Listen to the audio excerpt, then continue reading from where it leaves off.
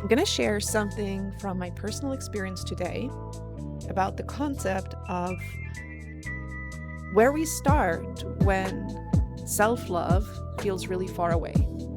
I actually used to get really triggered a few years back if you would have told me, just send your inner child some love or just love yourself, because all I could feel was resentment.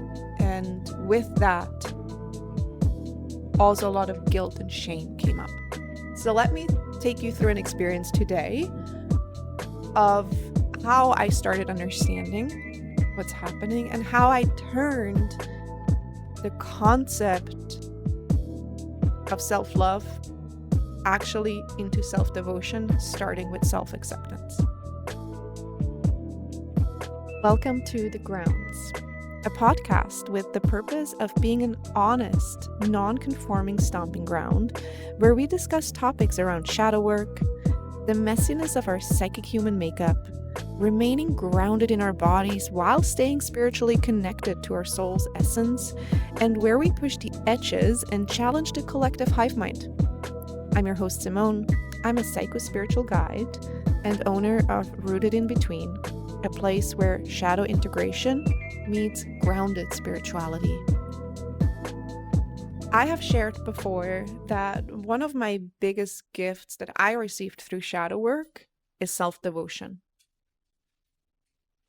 And when I share about shadow work, I also like to mention that to me, self-love is not a priority. So a few years back, when somebody just told me, send your inner child some love, just love yourself, I got really triggered. It didn't make sense for me. I was not capable of sending love to my little child or feel love towards that part initially. And it actually induced shame in me or guilt, as if there must be something wrong with me. Because if you put a little child in front of me, a child that's hurt, that's in pain, I have compassion for it. But for some reason, I was not able to hold that same compassion towards my inner child. And I found it so confusing. So I understand that when we are at the beginning of shadow work, the concept of self-love can feel really far away. And I always emphasize the first step for me in shadow work, or the first goal maybe that we can try to set if we want to set a goal, is self-acceptance. And then maybe turning it from there into self-devotion.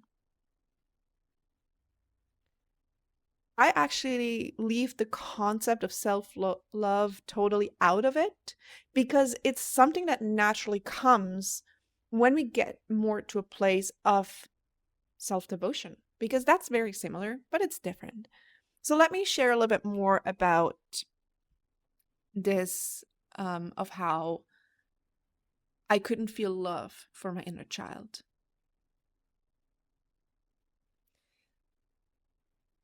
And I was very confused about that. In fact, when I started inquiry through IFS and we started going down to that little child, the question would come up, how do you feel towards that inner child? And understanding the concept of parts work, I realized that I had parts that were angry. They were very resentful. They were upset. They blamed this little child for all the issues. And as I was inquiring more with these parts,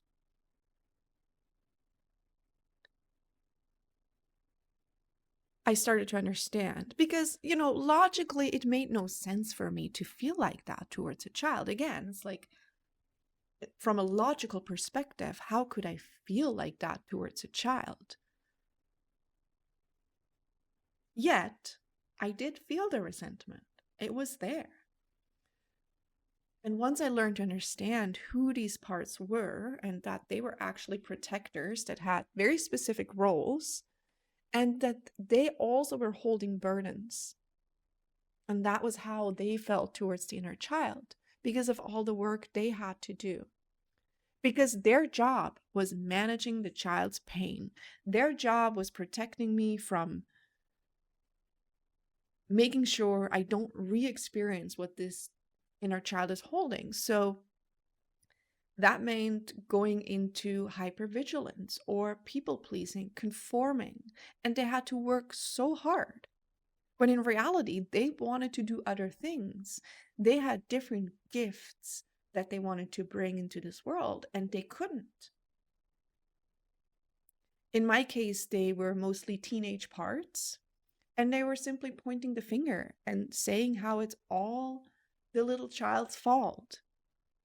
If she would have behaved differently, if she would have conformed, if she would have been different, none of this would have happened. She wouldn't have to hold the pain. And with that, they're like, and we wouldn't have to manage it all the time.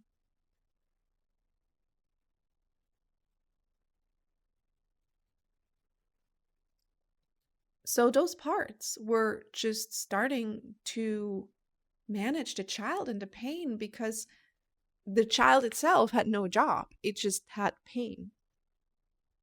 But self, my authentic self, my soul, my higher self, whatever you call it, wasn't present to help them. So the more I heard these stories of these parts, it made so much sense to me. Because for them, it was like their job never ended. And that's the thing about our parts. They only live in the moment they live.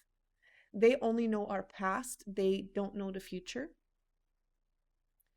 So they were never able who they wanted to be.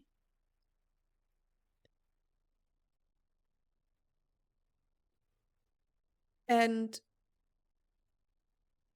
again, as they were doing all their work, then other parts would pop up. Now we have guilt and shame parts that are like now pointing at them of like, why would you hate the inner child? And they're so confused because they're doing all this work.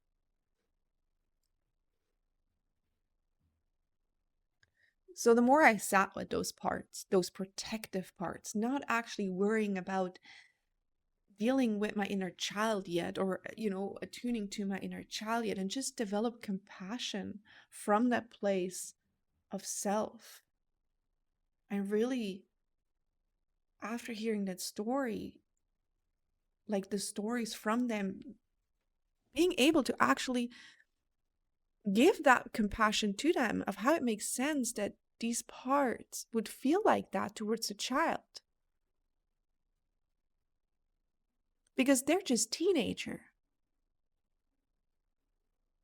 They don't know how to handle a child. It's not their job. And as I started having compassion towards them, they started to soften.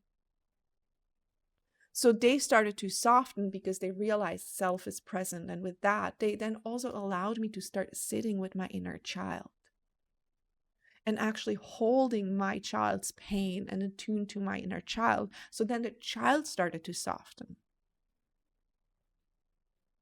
So I started sitting with my protectors first from a place of self. And then I moved towards the child because they would finally let me, because they started to trust me. And here's the cool thing. Your parts are actually observing in the background. So as I am sitting with my inner child, the protective parts that held the resentment, they started to be able to witness myself sitting with the inner child, and they realized that they no longer had to manage this part. They no longer had to always hold the pain. And from there, they were able to let go of some of that resentment and soften, and with that, start building compassion themselves towards the inner child. So, because all our parts, even our protective parts, hold self energy when they're in a harmonized state. And here's a really cool thing that happened for me. I remember a vision. So after doing all this work where I can be very visual with my parts, where I have parts that point fingers at the little child, eventually I had a vision where I just saw this, we were on a big wide open road, and it's kind of like the road forward, and there was me as self, there was a teenage version of me, and then there was a little child version of me, but we were there together. We were there as a team, and I'm holding both of them. I'm holding both of their hands, and I'm now leading the way. And it was so beautiful because there was no resentment anymore towards my inner child from my teenage part. And just to witness that, it then helped the parts that held the shame and the guilt.